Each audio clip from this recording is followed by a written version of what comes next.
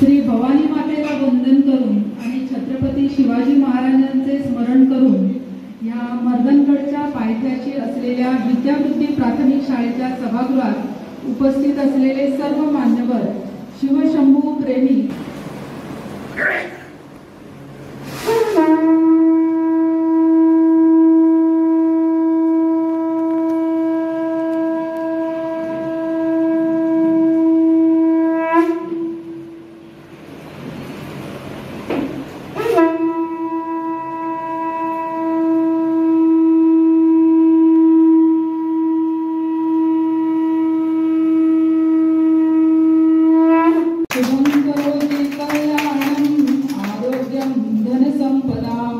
शत्रुबुद्धि विनाशाय दीपकाय नमोस्तुते। दीपज्योति परब्रह्म दीपज्योतिर्जनार्दनम दीपो हरतु मे पापम संध्या दीपम नमोस्तुते। म्हणजे हाजोर तांकां कळ्ळो की बरेचशे लोकांक हातूंत इंट्रस्ट आसा आनी लोकांक दिसता की हो विशय फुडें व्हरूंक जाय आनी पद्धतशीर व्हरूंक जाय। सो ताका लागून आमी कितें केलें की एक तर विशय हो लोकां पर्यंत मांडपाचो, व्यवस्थीत विशय मांडपाचो आनी तातूंतले तज्ञ आमी सचिन मंत्री हाचे शिवाय म्हणजे ताका बऱ्यापैकी माहिती आसा। सो हो विशय एकदा आमकां कळ्ळो की त्यानुसार आमकां एक गांभीर विशयाचें गांभीर्य लक्षात येतलें आणि त्याचं नाव मर्दनगड आणि बरोबर त्याच्यानंतर जवळपास 60-65 वर्षानंतर 28 जून सन 1755 रोजी त्या गडाचं मर्दनगड नाव सार्थक करणारी घटना 28 जून 1755 रोजी घडली। आज पासून जवळ बरोबर 270 वर्ष पाठीमागे या आतापासून कोंड्यात येताना असा विचार केला, आजच्या दिवशी 28 जूनला कोंडा खूप शांत दिसतोय, परंतु 270 वर्षा पाठीमागे 28 जून रोजी 1755ला कोंड्यामध्ये प्रचंड हलकल्लोळ चालू, प्रचंड पाऊस, धुवाधार पाऊस पडत होता। या धुवाधार पावसामध्ये पोर्तुगीजांचं आक्रमण जे आलेलं होतं ते आक्रमण मर्दनगडाचा किल्लेदार जो पेशव्यांनी नेमलेला होता येसाजीराव खुपरीकरनं मर्दनगडाचे दरवाजे उघडले, हर हर महादेव करत तो पोर्तुगीज शत्रूंवर ज्या प्रकारे तुटून पडला त्या भयानक हल्ल्यात पोर्तुगीजांच्या आशियाच्या याचा प्रमुख इस्राईल कोणती आल मारला गेला। मर्दनगडाच्या पायथ्याशी ढवळी इथं या दिवशी हा जो भयंकर पराक्रम झालेला आहे, या दिवशी मर्दनगड ह्या किल्ल्याचं नाव सार्थक झालं। म्हणून म्हणजे अभिजितने मला फोन केला, आम्ही असं करतोय, काय करायचं, अरे म्हणतो मग आता एक करता 28 जूनला ठेवा। हा दिवस खरा अर्थानं मर्दनगडाचा नाव सार्थक करणारा हा दिवस आहे।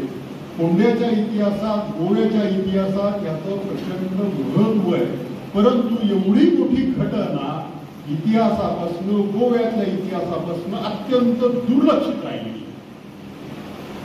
मुळातच काही लोकांनी असे नेरेटिव्ह इथं केलेले आहेत, त्यांचे माझ्याकडे निश्चित पुरावेच आहेत की गोव्यात शिवाजी महाराजांचं कुठं राज्यच नव्हतं, शिवाजी महाराजांनी इथं कधी राज्यच केलं नाही, संभाजी महाराजांनी इथं कधी राज्यच केलं नाही, तिथं त्यांचे अधिकारीच नव्हते। मग ते नॅरेटिव्ह कशा प्रकारे केलं तर इथं सौंदेकरांचं राज्य होतं, इथं सावंतांचं राज्य होतं, हे आदिलशहाकडनं पोर्तुगीजांनी घेतलं। खरं तर ही खूप शिकलेली लोक आहेत, परंतु त्यांच्या पाठीमागचं हेतू वेगळा आहे हे सांगायला कोणाची गरज नाही, कारण लिखित इतिहास ज्या पुस्तकाचा संदर्भ सांगतात त्या पुस्तकात सर्व काही असताना सुद्धा ही संदर्भ पुस्तकं, कारण सर्वसामान्य लोक वाचायला जात नाही, हे सर्व जे आर्काइव्ह मधले कागद वाचायला जात नाही, त्यामुळे हा अशा प्रकारे सांगून लोकांची दिशाभूल करणं आणि तुमच्या स्वतःच्या विचारसरणीला पुढे नेण्यासाठी हे असे विचारसरणी समाजामध्ये पेरणं हे खरं तर गोव्याच्या इतिहासासाठी हे घातक आहे। हा इतिहास तुमच्या आमच्या पूर्वजांचा, गोव्यातल्या मातीचा इतिहास आहे, तुमच्या पूर्वजांशी निगडीत इतिहास। त्यासाठी खरं तर मर्दनगड संवर्धन समितीचं मी फार अभिनंदन करतो की हा आज व्याख्यानासाठी हा आजचा दिवस निवडला, त्याबद्दल खूप खूप तुमचे धन्यवाद. मर्दनगडाचा इतिहास सांगायचा, संभाजी महाराजांचा इतिहास सांगायचा, तर तो प्रसंग सहज करणार, त्यासाठी अगोदर मला थोडं शिवाजी महाराज आणि गोव्याविषयी सांगितलं आहे. सन 1663 साली शिवाजी महाराजांनी आजचा प्रांत कुडाळ जिंकून घेतला. त्या प्रांत कुडाळचा पेडणे डिचोली सत्तरी हा भाग शिवाजी महाराजांच्या राज्याचा भाग बनला. आणि परत 1664 ते खवासखानाचं आक्रमण परतवून लावल्यानंतर हा भाग शिवाजी महाराजांचा व्यवस्थित कारभाराचा भाग बनला. तिथं त्यांचे अधिकारी सुरू झाले. आदिलशहाचे अधिकारी शिवाजी महाराजांच्या भीतीनं पळून गेले. शिवाजी महाराजांनी इथं अधिकारी नेमण्याची नोंदी आहे. शिवाजी महाराजांचा कारभार कसा चालतो त्याने आपल्याकडे सगळ्या नोंदी आहे. सन 1663 पासून पेडणे डिचोली सत्तरी हा भागावर शिवाजी महाराजांचा राज्य. पुढे सन 1667 प्रसिद्ध अशी शिवाजी महाराजांची बारदेशस्वारी झाली. ही पोर्तुगीजांवर हा पहिला भारतीय राजा आहे की पोर्तुगीजांना धर्म आणि राजकारण ह्याच्यावर पोर्तुगीजांवर आक्रमण करून त्यांना जाब विचारणार हा पहिला राजा. गोव्यात पोर्तुगीजांवर आक्रमण करून पोर्तुगीजांवर त्यांना जाब विचारणारा हा पहिला राजा म्हणजे छत्रपती शिवाजी महाराज. लोकांना वाटतं की फर्मागुडी हाच किल्ला आहे, परंतु फर्मागुडी हा किल्ला नसून फर्मागुडी हा जो कोट, ज्याला आजही पुण्यात वरच्या बाजाराच्या पुढेवरती त्या पंडितवाड्याच्या पुढे गेला की त्या भागाला आजही कोटात म्हणतात. पूर्णपणे मुस्लिम वस्ती असलेला तो भाग आहे. त्या कोटात आजही तिथं कोटाचे ते अवशेष आहेत, खंदक आहे, आतमध्ये तो अब्दुल्ला खानाचा दर्गा आहे आणि ते थोडेफार कुठे कुठे तटबंदीचे अवशेष दिसतात. तो तिथं तो किल्ला होता. हा शिवाजी महाराजांनी 1 महिना तो वेढा घातला. पोर्तुगीजांनी त्यांना गुप्त मदत केली आदिलशहा सैन्याला. ते शिवाजी महाराजांनी ती पकडली गेली. परत शिवाजी महाराजांनी सगळं साष्टमध्ये सैन्य घुसून चांदर कुंकळी इथं पोर्तुगीजांना जो धडा शिकवायचा तो शिकवला आणि सर्व साम दाम धंद भेद ही नीती वापरत आणि भयंकर रणसंग्राम होत हा किल्ला शिवाजी महाराजांनी 16 मे 1675 रोजी जिंकून घेतला. त्यासाठी शिवाजी महाराजांनी आपल्या सैनिकांना हा कोट जिंकून घेण्यासाठी उत्स्फूर्त याच्यासाठी की ह्या तटावर शिड्या लावून जो पहिले कोण जे चढतील आणि आज शिरतील त्यांच्यासाठी अर्धा शेर वजनाची सोन्याची कडी तयार करून घेतली आणि ती आपल्या सर्व वीरांना वाटली. आदिलशहाचा तो सरदार होता, त्याचं नाव होतं, जो किल्लेदार होता त्याचं नाव मोहम्मद खान. सभासद बकरीमध्ये सर्व वर्णनं आलेली. तो फार अतिशय देखणा म्हणून मनुष्य होता आणि शिवाजी महाराजांचा ह्याच्यामध्ये हा किल्ला जिंकून घेण्यासाठी सिद्दी इब्राहिम खान यानं शिवाजी महाराजांच्या ह्याच्यामध्ये त्यामध्ये शौर्य खूप गाजवलेलं आहे. जे शिवाजी महाराजांच्या ह्याच्यात आहे ते आपण मान्यच केले पाहिजे. परंतु अनेक लोक सिद्दी इब्राहिम खानाला कुठं तोफखान्याचा प्रभू कुठं इब्राहिम खान तोफखाना पेशवाईच्या काळात होता. हा इब्राहिम खान कोण होता तर शिवाजी महाराजांचे चुलत बंधू खेळोजी राजे यांचा क्रीत पुत्र म्हणजे विकत घेतलेला गुलाम होता. तेव्हा तो भोसले घराण्याचाच एक माणूस होता. त्यानं इथं प्रचंड पराक्रम करत हा शिवाजी महाराजांना पुण्याचा किल्ला जिंकून घेण्याचं काम करतो. त्यात पराक्रम केलेला आहे हा किल्ला जिंकला.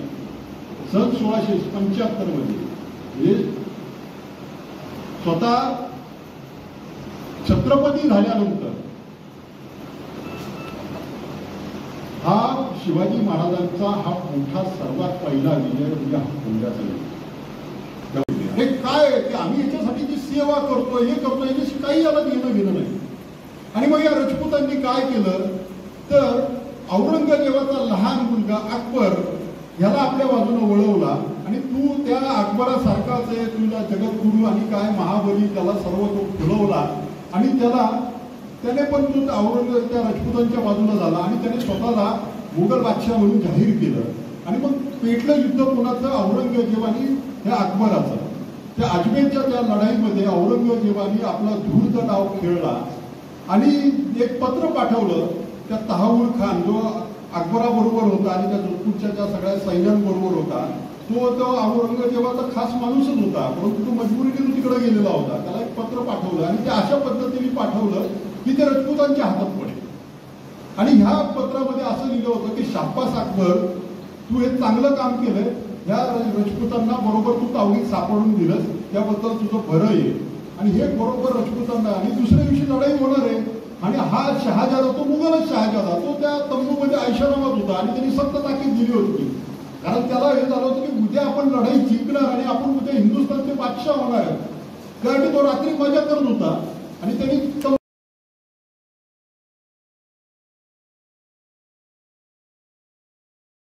हे राठोड यामध्ये तो जसवंत सिंगाचा गेले त्याच्याकडे ते पत्र घेऊन त्याला आतमध्ये प्रवेश नाही, म्हणजे यांची खात्री झाली की हे मुद्दाम बरोबर आपल्याला तावडीत सापडण्यासाठी केलं. आणि राजपूत सैन्य रातोरात त्या अजमेरच्या मैदानात गायब झालं. दुसऱ्या दिवशी सकाळी ह्या अकबराने उठून बघितलं, अरे बापरे, आपला फक्त एकटाच तंबू ह्या रणांग मैदान, समोर बापाचं तो सैन्य, बाप काय माहिती होतं त्याला, त्याने आपल्या बापाला सोडलं नाही, त्याने आपल्या भावांना सोडलं नाही, आता आपलं काय होणार. तो पण तो तंबू गाशा गुंडाळून जिकडे राजपूत गेले त्यांच्या पाठीमागे. मग नंतर हे सर्व कळाल्यानंतर तोपर्यंत ह्या सगळ्या लढाईचा जो काही आवेश होता तो ओसरलेला होता, सगळं मोडामोड झाली.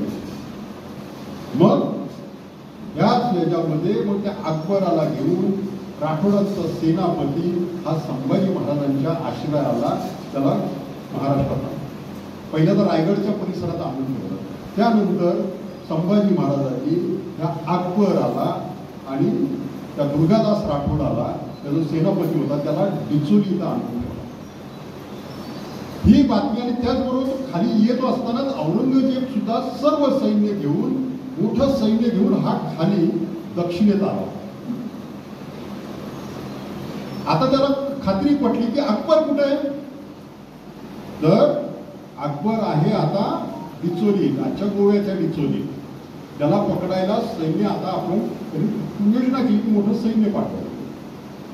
इतके दिवस पोर्तुगीज संभाजी महाराजांची जे मैत्रीचं धोरण ठेवलेलं होतं आणि त्यांना सुद्धा ही औरंगजेबाची बातमी कळाली. काय करणार आहे औरंगजेब, हे धूर्त संधी साधून पोर्तुगीजांना ही फार मोठी संधी वाटली. औरंगजेबाने आपला वकील पोर्तुगीजांकडे पाठवला आणि पोर्तुगीजांनी पण त्यांच्या पोर्तुगीज आणि मोगलांमध्ये एक तह झाला की संपूर्ण कोकण आपण मोगलांकडनं जिंकून घ्यायचा आणि आपल्या एकमेकांमध्ये वाटून घ्यायचा.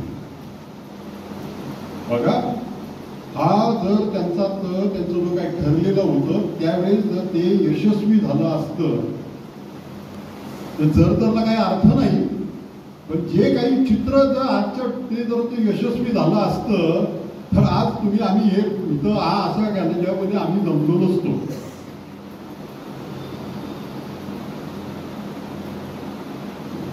पोर्तुगीजांनी आता ठरवलं की आता याचा संधीचा फायदा घ्यायचा आणि त्यांना बातमी कळाली की आजच्या संभाजीनगर या औरंगाबादवरनं फार मोठं सैन्य, मुघल सैन्य डिचोली इकडे निघालेलं आणि त्याचं नेतृत्व करत होता शहाजादा मुवज्जम. त्याचं पुढं तो बादशाह झाला, त्याचं शहा आलम नाव पडलं. 1,00,000-1,50,000 फौज आणि अनेक हत्ती उंट असा लवाजमा घेऊन तो निघाला. तर पोर्तुगीज पण बघा मोगलांकडे त्यांनी तह केलेला आहे, परंतु त्यांचा मोगलांवरही विश्वास नव्हता की मोगलांपेक्षाही स्वतःच्या ह्याच्यामध्येच हे करून घ्यायचं. आणि आता लढाई कुठं होणार आहे, डिचोलीच्या परिसरात. कुणाची होणार आहे, संभाजी महाराज आणि मोगलांची होणार आहे. या ह्याच्यात त्याचा फायदा घेण्यासाठी पोर्तुगीज गव्हर्नर, त्यावेळेचा गव्हर्नर होता कोणी आल्बर्ट. मोगलांची आता आणि संभाजी महाराजांची लढाई जी डिचोली तिकडे त्या सगळ्या तिळारी घाट, दोडामार्ग त्या परिसरात होणार आहे. मग इकडं हा फोंडा असुरक्षित राहणार आहे, तो जिंकून घ्या. त्यासाठी त्याने सैन्याची तयारी केली आणि जुने गोवा शहरातून तो आपलं बरंचसं सैन्य घेऊन, त्यावेळी ते 4-5 हजार त्याचं काही सैन्य होतं, पायदळ आणि थोडं घोडदळ, तो गलबतात घालून, कारण त्यावेळेस आजच्या सारखे पूल बिल नव्हते, तो दुर्वाट बंदराचा, ही तारीख आहे 1 नोव्हेंबर सन 1683. तो 31ला निघाला ऑक्टोबरच्या, 1 तारखेला तो दुर्भाटला आला. तिथं दुर्भाट इथला कोंड्याचा एक वतनदार, त्याला 70 माणसांनी सामील झाला आणि हे सैन्य निघालं कुठे तर कोंडापूर जिंकायला. आणि 4 दिवसानंतर त्यांनी कोंडापूरला वेढा घातला, तोफांचा मारा सुरू केला. आणि त्याच वेळेस संभाजी महाराज पोर्तुगीजांबरोबरच लढाई करत होते, परंतु ते उत्तर कोकणात चौन होतं, राजापुरी. ही बातमी संभाजी महाराजांच्या हेरांनी त्यांना दिली की पोर्तुगीज काय करताय, की मोगल आता इथं येणार आहे, त्याचा हा फायदा घेतात. संभाजी महाराज भयंकर चिडलेले. ते ज्या वेगानं आले, बरोबर 8 दिवस कोंड्याचा कोट इथले संभाजी महाराजांचं सैनिक लढवत होते. तोफांचा मारा, बंदुका, पोर्तुगीजांवर एवढा त्यांनी तिखट मारा करता येईल, गोगुणीचे दगड मारत होते.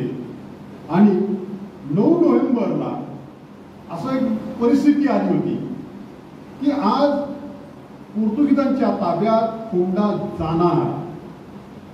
कोंड्याच्या त्या तटाचे तटबंदी कोसळली होती, मुख्य दरवाजा मोठ्याच्या अवस्थेत आला होता तोफांच्या माऱ्याने. आणि याच दिवशी पोर्तुगीजांवर आसमानी संकट आलं आणि दुसरं संभाजी महाराजांचं संकट. आसमानी संकट हे आलं की 9 नोव्हेंबरच्या त्या दिवशी अवकाळी पाऊस धो कोंड्यात कोसळलेला आहे. त्यामुळं पोर्तुगीजांचा त्या दिवशी सगळा तो दारुगोळा, ते लढाईचं सगळं ते सामान, ते सगळं तोफात दारुगोळा भिजून तो सगळं थंड झालाय. आणि त्या दिवशी 9 नोव्हेंबरला स्वतः संभाजी राजा पोर्तुगीजांच्या खाणीमणी नसताना स्वतः घोड्यावर स्वार होऊन घोडदळ घेऊन तो कोंड्याच्या रक्षणाला, कोंडाकोटाच्या रक्षणाला आला. पोर्तुगीजांच्या सैन्यानं ते सर्व बघितल्यानंतर अचंबित झाले की त्यांना आपलं बातमी होती की तिकडं तो लढतोय, तिकडं ते काहीतरी वेढा उठवेल, कुठला चौलचा वेढा संभाजी महाराज उठवेल आणि आता इकडं तो मोगल येणार आहे, त्यामुळं आपल्यावर आक्रमण संभाजी महाराज करणारच नाही, तो मोगलांच्या संरक्षणासाठी तिथंही करेल. परंतु संभाजी महाराज इतक्या विद्युत वेगानं त्या घोडदळ घेऊन आलेले की त्यामुळं पोर्तुगीजांची पूर्ती घाई झाली. आणि पावसामुळे त्या दिवशी ते झालेलंच होतं. त्यात पाठीमागं आता काय करणार संभाजी महाराज, आपली जायची वाट अडवतील या भीतीनं पोर्तुगीजांचं सैन्य उधळलं आणि वाट कुठे तिकडं पळत खाली दुर्भाटच्या दिशेने पळायला लागलं. संभाजी महाराज कोटात आले, त्या सगळ्या आपल्या सैन्याची चौकशी केली आणि ताबडतोब एक तुकडी पोर्तुगीजांच्या पाठलागावर दुर्भाटला झाला. तोपर्यंत संध्याकाळ झालेली होती. सकाळ पुढे पहाटे हे लोक सगळे तिकडच्या दुर्भाटला संभाजी महाराजांचं सैन्य गेले. आणि काय बघताय तर गलबत पोर्तुगीजांची त्या दुर्भाटच्या बंदरात उभी आहेत आणि लपत छपत 2-4 पोर्तुगीज सैन्य कुठून त्या. आणि पोर्तुगीजांनी बघितलं की संभाजी महाराजांचं सैन्य त्या दुर्भाटच्या बंदरात आहे. आता मध्ये गलबत, पलीकडे गलबत, मध्ये संभाजी महाराजांचं सैन्य, जायचं कसं? पण धीर धरत पोर्तुगीजांनी एका टेकडीकडं आपलं सर्व सैन्य जमा केलं की आता काही केलं तर. आणि स्वतः त्याच्यामध्ये गव्हर्नर आहे, कोणते अलवर आहे, तो पण पळून आलेला आहे रात्री. मग त्यांनी सर्व आपल्या धीरानं सगळं एक धीर एकवटला आणि एक तुकडी जमा करून त्या संभाजी महाराजांच्या सैन्यावर हल्ला चढवला. संभाजी महाराजांचं सैन्य गनिमी काव्यामध्ये अत्यंत निष्णांत होतं. त्यांनी त्या तुकडीला एक अशी भूल दिली की आता ते आल्यावर नंतर घाबरून पळून जाण्याचं नाटक केलं आणि एका त्या टेकडीच्या बाजूला गेलं आणि त्या टेकडीत आतमध्ये झाडीत बसलेलं घोडदळ हेर निघालं आणि एका बाजूने घोडदळ आणि एका दिवशी पळणारं परत उलटलेलं हे पायदळ पोर्तुगीज सैन्यावर या प्रकारे उलटलं की भयंकर कापाकापी झाली. पोर्तुगीजांच्या पायदळातले जवळपास 500हून अधिक लोक त्या दुर्भाटमध्ये मारले गेले. स्वतः गव्हर्नर 2दा मृत्यूच्या दाढेतून वाचलेला आहे, तरी त्याच्या बरगड्यात वार झाला. त्याच्या अंगरक्षकांनी त्याला उचलून जबरदस्तीनं त्या गलबतात घातला आणि थोड्या लोकांशी वाचून गव्हर्नर त्या दिवशी दुर्भाटवरनं परत गेलेला. तो ज्या प्रकारे त्यांनी जो काही प्रकार बघितला तो गव्हर्नर एवढा हताश निराश झाला की त्याने चर्चमध्ये 4 दिवस दार लावून तो बसला, तो कुणालाही भेटला नाही.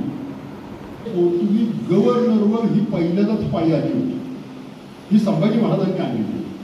त्यानंतर संभाजी महाराज आणि ह्या दुर्वाटच्या लढाईमध्ये शिवाजी महाराजांचा लहानपणापासूनचा एक सवंगडी येसाजी कंक आणि त्याचा मुलगा कृष्णाजी कंक हे या दोघांनी ह्या लढाईमध्ये भाग घेतला. त्यामध्ये दुर्वाटच्या लढाईमध्ये कृष्णाजी कंकाला जबरदस्त जखमा झालेला आहे. खरं तर ह्या कोंड्याच्या विषयी योगायोग आहे. 1755ला येसाजी राम आहे आणि 1783ला येसाजी कंक आहे. या दोघांचा नावाचा योगायोग आहे. कृष्णाजी कंकाला इकडं त्याला अंग पालखीत घालून इकडं पुढे पाठवलं. त्याची पुढे मी थोड्या नंतर स्टोरी गोष्ट सांगतो. एक दिवस मारा सुरू. नशिबाने आता कसा मध्ये पाऊस असतो आणि नशिबाने त्यावेळेस सुद्धा 28 जून रोजी अगोदर प्रचंड पाऊस सुरू झाला. परत पोर्तुगीजांचा तोफा सगळ्या त्या दारुगोळा भिजल्या, थंड झाल्या. येसाजीराव मुकरीकरांनी 28 जूनच्या त्या सकाळी किल्ल्याचे दरवाजे उघडले, हर हर महादेव करत परत एकदा तो त्या तुझ्यावर पोर्तुगीजांच्या परत म्हणजे तू पहिलं पण जोशानं पोर्तुगीजांवर तुटून पडला. तो येसाजीराव मुकरीकरांचा जोश एवढा जबरदस्त होता की ते सैन्य जे आलं की ते बघूनच पोर्तुगीज सैन्य परत पळायला लागलं. सगळ्या पोर्तुगीजांच्या खालचे त्याला मोर्चे म्हणत जे काही व्यवस्था लावली होती ती उधळले गेले आणि पोर्तुगीज परत वाट फुटेल तिकडं पळत गेले. आणि ही यांनी जी काही कत्तल केली की आपण कुणाला कापतोय आणि काय काही यांना भान राहिलं नाही. हे सगळं सैन्य पळून गेले, जेवढे काय होते पळून गेले. सगळ्या तोफा बंदुका यांना मिळाल्या, आणल्या. 2 दिवसानंतर गोवा शहरातनं एक पोर्तुगीज दूत पांढरा झेंडा फडकावत मर्दनगडाकडे आला. येसाजीराव मुकरीकर आणि त्यांना सांगितलं आमचे गव्हर्नर साहेब कुठे आहेत.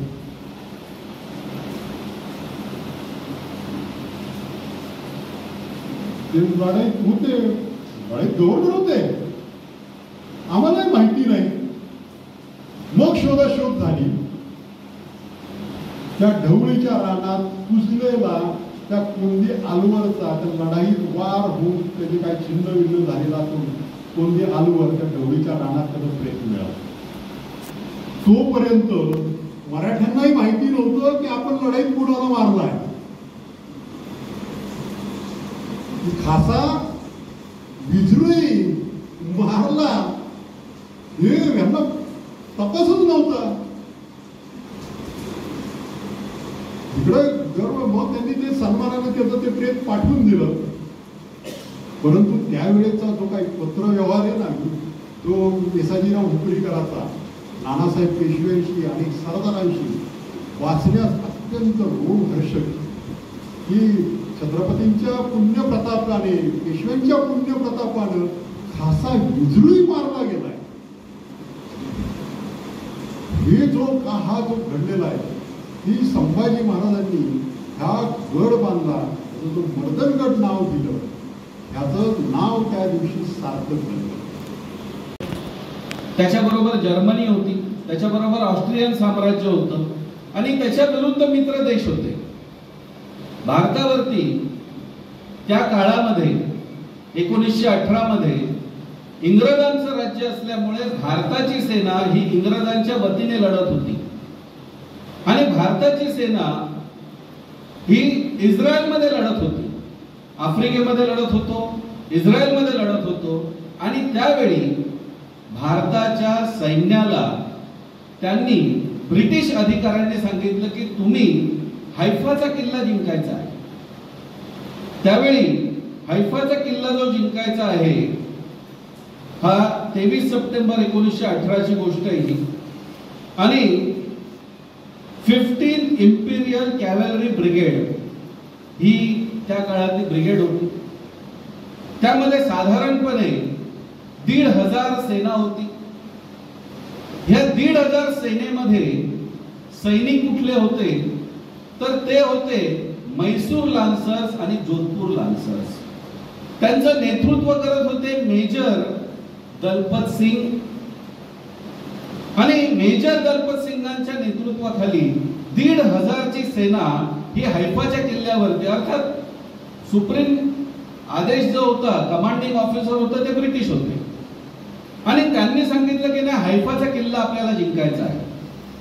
हैफाच्या किल्ल्यावरती जर्मनी, ओटोमन साम्राज्याचे, अरब असे सगळे मिळून 7,000 लोक होते. त्यांच्याकडे मशीन गन होत्या, तोफा होत्या. आणि परिस्थिती अशी झाली की युद्ध चालू झालं. आपल्याला ग्रॅव्हिटेशनल नियम माहिती आहे की वरून कुठली गोष्ट टाकली की वेगाने खाली भूमीकडे येते. खालून जर तुम्ही गोळी मारली तर ती वरती जात नाही, कारण ग्रॅव्हिटीचं अंतर आहे त्याच्यामध्ये. आणि म्हणून त्या काळामध्ये आपल्या सैन्याच्या गोळ्या वर जाईनात आणि त्यांच्या गोळ्या वरून खाली यायला लागल्या. अशा परिस्थितीमध्ये करायचं काय? ब्रिटिश सैन्याने सांगितलं की आपण हैफाचं युद्ध रद्द करायचं आणि आम्ही परत यायचं. आम्हाला हा किल्ला नाही मिळाला तरी सुद्धा चालेल, नंतर कधीतरी बघू. आणि म्हणून त्यांनी सैन्याला आदेश दिला की आपण सगळ्यांनी परत जायचं आहे. आणि हा निर्णय झाला, कमांडिंग ऑफिसरचा निर्णय झाला. त्यांनी मेजर दलपत सिंगला सांगितलं की आपल्याला परत निघायचं, परत जाऊया. ते परत निघायचं ठरवलं त्यांनी. मेजर दलपत सिंग यांनी आपल्या सैन्याबरोबर सांगितलं मला एकदा चर्चा केली पाहिजे आणि त्यानंतर मी निर्णय देतो तुम्हाला. त्यांनी आपल्या सगळ्या सैन्याला विचारलं की ब्रिटिश सैन्याने सांगितलं हैफाचा किल्ला हा जिंकला नाही तरी सुद्धा चालेल, कारण आपल्या बंदुका पोचत नाही, आपल्याकडे 1,500 लोक, वर 7,000 लोक आहेत. तर अशा परिस्थितीमध्ये कसं लढणार? म्हणून हे युद्ध आज रद्द करायचं ठरवलेलं आहे. त्यावेळी ब्रिटिश सैन्यामध्ये जरी असले तरी आपले राजपूत होते, म्हैसूरची सेना होती आणि जोधपूरचे लान्सर्स होते, राजपूत होते. त्यांनी सांगितलं की अरे युद्धातून परत जायला सांगताय, आमच्या घरातल्या सौभाग्यवतींनी आमचं ऑप्शन करून पाठवलंय की यायचं असेल परत तर तुम्हाला जिंकून आलं पाहिजे, नाहीतर तुमचं पार्थिव आलं पाहिजे. तुम्ही पराजित होऊन आलात हे आमच्याकडे शिकवलेलंच नाही, हे ब्रिटिशांची नीती असेल. त्यामुळे ब्रिटिशांना सांगा की तुम्हाला परत जायचं असेल तर जा, आम्ही परत जाणार नाही. मग त्या युद्धात आमचं काय व्हायचं ते होऊ. आणि हा निर्णय घेतला. 1,500 सैन्याने ब्रिटिशांना सांगितलं तुम्हाला परत जायचं असेल तर जा, आम्ही परत जाणार नाही. काय होईल? फार फार तर आमचे मृतदेह परत येतील, परंतु आम्ही युद्ध अर्ध्या सोडून जाणार नाही. जगातलं एकमात्र इतिहासातलं युद्ध आहे की आपल्या सैन्याकडे तलवारी होत्या, साध्या बंदुका होत्या, परंतु घोडदळ होतं. आणि वरती तर जर्मनीकडे मशीन गन होत्या, 11 मशीन गन होत्या, 70 तोफा होत्या. ह्या सगळ्यांच्या विरुद्ध गनिमी काव्याच्या पद्धतीने त्यांनी युद्ध लढलं. आणि जगाच्या इतिहासामधलं एकमात्र युद्ध आहे जे मशीन गन तोफांच्या विरुद्ध तलवारीच्या बळावरती आणि साध्या बंदुकांच्या बळावरती लढलं आणि आपली सेना जिंकली. 23 सप्टेंबर 1918ला आपल्या सैन्याने हैफाचा किल्ला जिंकला. जगाच्या इतिहासामध्ये दुसऱ्या तुम्ही मॅकनाज गोल्ड किंवा ते गन्स ऑफ नॅवारॉन इतके सिनेमे बनले, परंतु तुम्ही बघितलं असेल की ब्रिटिशांनी हा एवढा मोठा विजय असताना ह्याच्यावरती सिनेमा बनवला नाही.